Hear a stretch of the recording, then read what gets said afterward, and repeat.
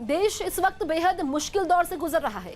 हर दिन के साथ कोरोना का ग्राफ नए रिकॉर्ड को छूता जा रहा है, लेकिन मुसीबत की इस घड़ी को थामने के लिए देश के पीएम नरेंद्र मोदी ने एक बार फिर मोर्चा संभाल लिया है।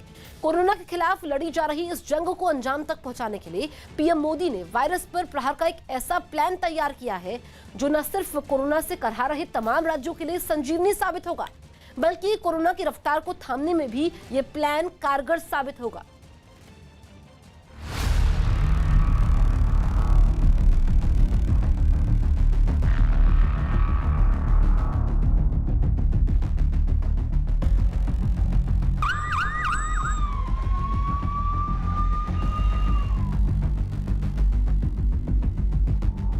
अनुभव कहता है कि टेस्ट, ट्रैक, ट्रीट,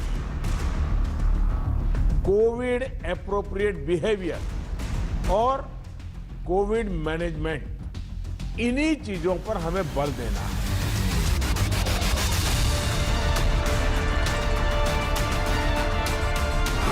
महामारी के खिलाफ पीएम मोदी का सबसे बड़ा प्लान।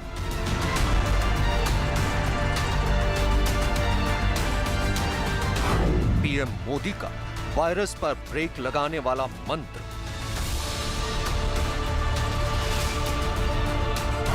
कोरोना पर महाप्रहार की सबसे बड़ी नीति। कोरोना वायरस की इस दूसरी लहर ने कई राज्यों का हाल बेहाल कर दिया है। वायरस के प्रसार का आलम यह हो चुका है कि रोजाना नए मरीजों की तादाद पुराने आंकड़ों को ध्वस्त कर रही है, लेकिन केंद्र सरकार अब कोरोना की इसी रफ्तार पर ब्रेक लगाने के लिए एक्शन में आ चुकी है। इससे पहले कि सच तो ये है कि इस कड़ी में हम आपको केंद्र सरकार का कोरोना के खिलाफ प्लान बताए, उन आंकड़ों को देख लीजिए जिनकी वजह से इस वक्त पूरे देश में हड़कंप मचा हुआ है। देश में एक ही दिन में कोरोना के नए मरीजों की संख्या 2,61,500 दर्ज की गई है।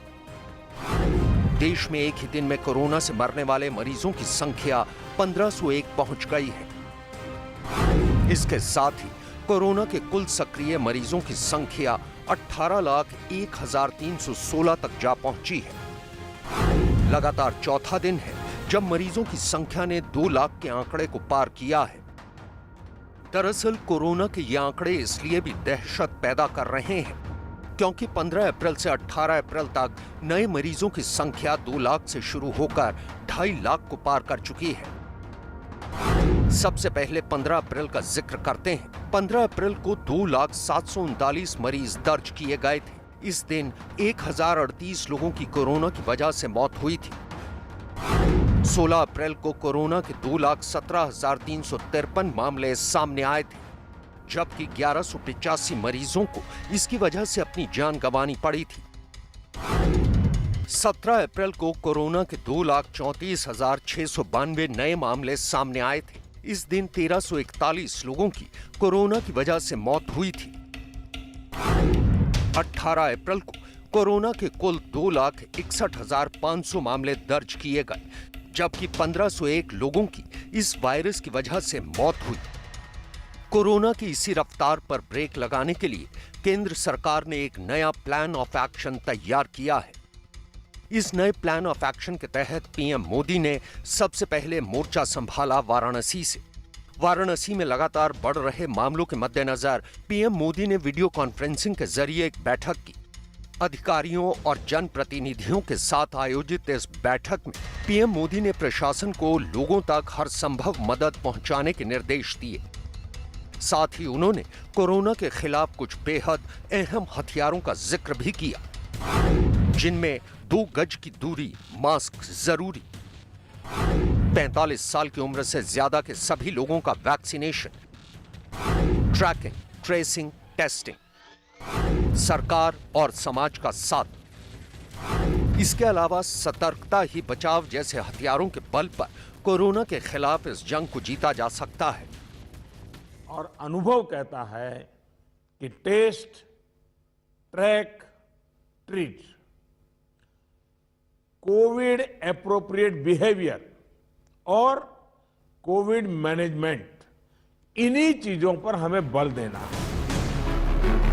भले ही देश में कोरोना की विकराल चुनौती बनी हुई है, लेकिन सच तो यह है कि उस चुनौती को पार पाने के लिए मोदी सरकार ने एड़ी चोटी का जोर लगा रखा है। एंटीवायरल ड्रग रेमडेसिविर दवा के दामों को तत्काल घटाना भी इसकी बानगी माना जा रहा है। यानी कैडिला हेल्थ केयर लिमिटेड की दवा रेमडेक जो पहले 2800 रुपए में मिलती थी, वो अब 899 रुपए में मिलेगी। सिंजिन इंटरनेशनल लिमिटेड की रेमविन दवा की पहले कीमत 3950 रुपए थी, जो अब 2450 हो गई है। डॉक्टर रेड्डी की रेडेक्स जो 5400 रुपए में मिलती थी, वो अब 2700 रुपए में मिलेगी।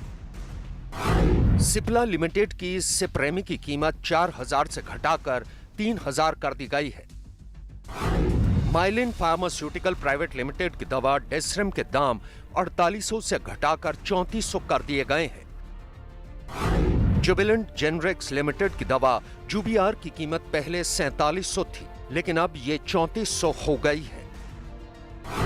इसी तरह हेट्रो हेल्थ केयर लिमिटेड की कोविफोर के दामों को 5400 से घटाकर 3490 कर दिया गया है। दरअसल रेमडेसिविर का प्रोडक्शन ये 7 कंपनियां ही करती हैं। कोरोना के मरीजों के लिए यह दवा रामबाण साबित हो रही है, लेकिन महामारी के इस दौर में इस दवा की लगातार किल्लत हो रही है, जिसके चलते इस दवा के दाम आसमान छूने लगे थे। यही वजह है कि सरकार ने इसके दाम कम करने का फैसला लिया है। इतना ही नहीं, कोरोना के खिलाफ इस जंग में केंद्र सरकार तमाम चुनौतियों की काट में जुटी है। इसी कड़ी में केंद्र सरकार के स्वास्थ्य मंत्रालय का दावा है कि रेमडेसिविर के उत्पादन को दुगना कर दिया गया है। रेमडेसिविर की लगातार हो रही किल्लत के चलते फिलहाल इसके निर्यात को बंद कर दिया गया है। लोग इस एंटीवायरल दवा को ऊंचे दामों पर ना बेच सकें, इसके लिए कालाबाजारी पर सख्त निगरानी की जा रही है। साथ ही कोरोना वैक्सीन की सप्लाई को भी लगातार किया जा रहा है। दावा किया जा रहा है कि सितंबर तक कोवैक्सीन का उत्पादन 10 गुना किया जाएगा। इतना ही नहीं, अस्थायी अस्पताल बनवाकर बेड की संख्या में इजाफा किया जा रहा है। रेमडेसिविर की उपलब्धता को और उसकी कमी को ठीक प्रकार से जल्दी हैंडल किया जाए, इसके लिए जो हमारा मंत्रालय है फर्टिलाइजर्स और केमिकल्स का, उसका भी पूरा सहयोग है। उसके सहयोग से भी जो सभी बड़ी कंपनियां इसको बना रही हैं, उनको भी जो है पूरी तरह से आगाह किया गया है अपने प्रोडक्शन को रैंप अप करने के लिए। और इसके साथ साथ इस दवा का एक्सपोर्ट जो है वो भारत से बाहर उसको बैन किया गया है, और किसी भी प्रकार की कालाबाजारी इत्यादि होर्डिंग इस दवा की ना हो, या दूसरी और भी दवाई जो संबंधित हैं ना हो, उसके लिए भी ड्रग कंट्रोलर के माध्यम से सख्त कार्रवाई देश के अंदर की जाए। महामारी के इस डराने वाले दौर में ऑक्सीजन की किल्लत कई राज्यों में देखी जा रही है। दावा किया जा रहा है कि कोरोना के मरीजों की लगातार बढ़ती तादाद ने ऑक्सीजन सप्लाई को बुरी तरह प्रभावित किया है। ऑक्सीजन की इसी सप्लाई को बढ़ाने और उत्पादन में इजाफा करने के लिए केंद्रीय गृह सचिव अजय भल्ला ने राज्यों को चिट्ठी लिखी है, जिसमें लिखा है, बिना किसी रुकावट के ऑक्सीजन को पहुंचाया जाए, इंटरसिटी और इंटरस्टेट ऑक्सीजन पहुंचाई जाए, ऑक्सीजन ले जाने में ट्रांसपोर्टरों को दिक्कत ना हो, ड्राइवरों की ड्यूटी को शिफ्ट में लगाया जाए, ड्राइवरों को 24 घंटे टैंकर के साथ तैयार रखा जाए, सिलेंडर भरने वाले प्लांट को 24 घंटे काम करने की इजाजत दी जाए। ऑक्सीजन की कमी के बारे में भी जो रणनीति भारत सरकार ने बनाकर पहले भी बहुत कुछ किया था, सारे देश में अनेक अस्पतालों में ऑक्सीजन के जनरेशन के प्लांट्स हम लोग विकसित कर रहे हैं। 1 लाख और सिलेंडर्स हम लोग जो है खरीद रहे हैं। 1 लाख पिछले साल भी खरीद के जो है निःशुल्क सारे स्टेट्स को उपलब्ध कराए थे।